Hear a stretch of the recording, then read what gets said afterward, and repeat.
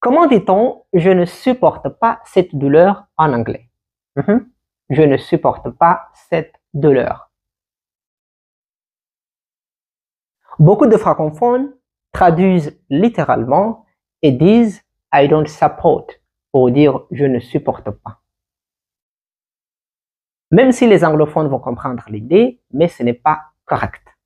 Bien sûr que le verbe to support existe en anglais, mais il s'utilise dans d'autres contextes. Alors, pourquoi le verbe to support ne marche pas ici? Pour dire par exemple, je ne supporte pas cette douleur, je ne supporte pas cette chaleur, etc., etc. C'est parce que le verbe to support signifie soutenir moralement, ou bien soutenir quelque chose physiquement.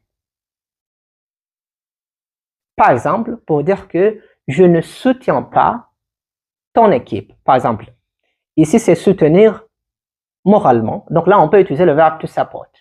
Ou bien, je soutiens mon ami. Ici, on peut utiliser le verbe to support. Et là, on va dire I support, je soutiens, I support my friend, je soutiens mon ami. Alors, comment on va dire je ne supporte pas cette douleur?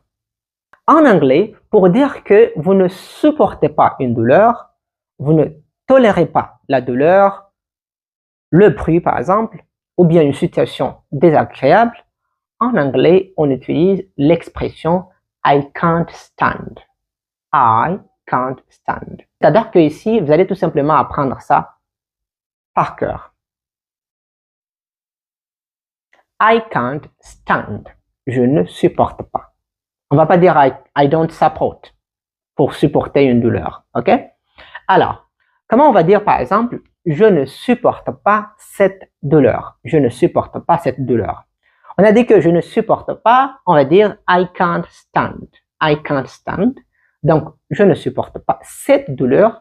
Douleur, en anglais, on dit tout simplement pain. Pain.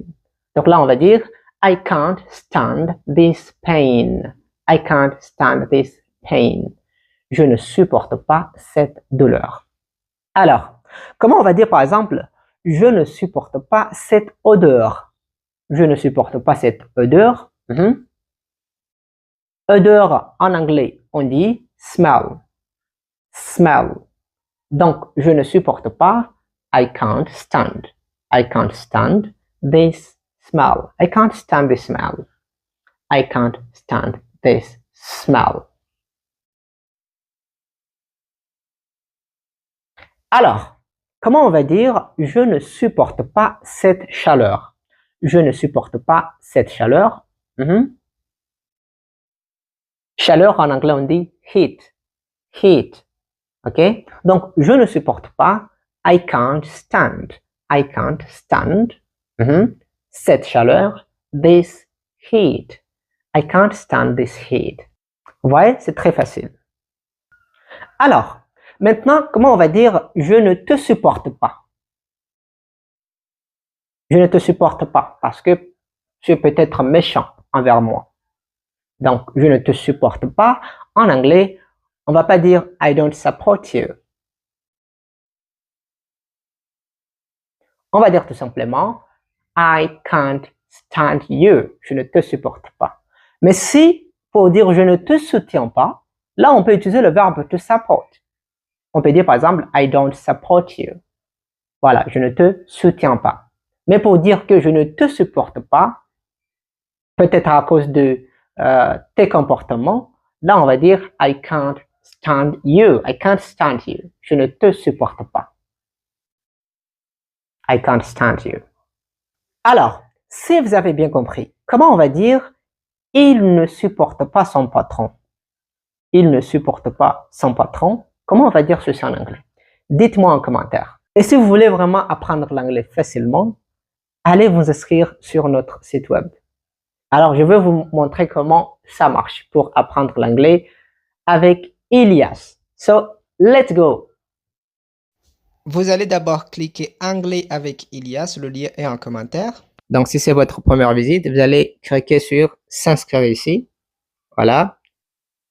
Et là, vous allez ajouter votre nom, votre email, votre pays, votre numéro WhatsApp.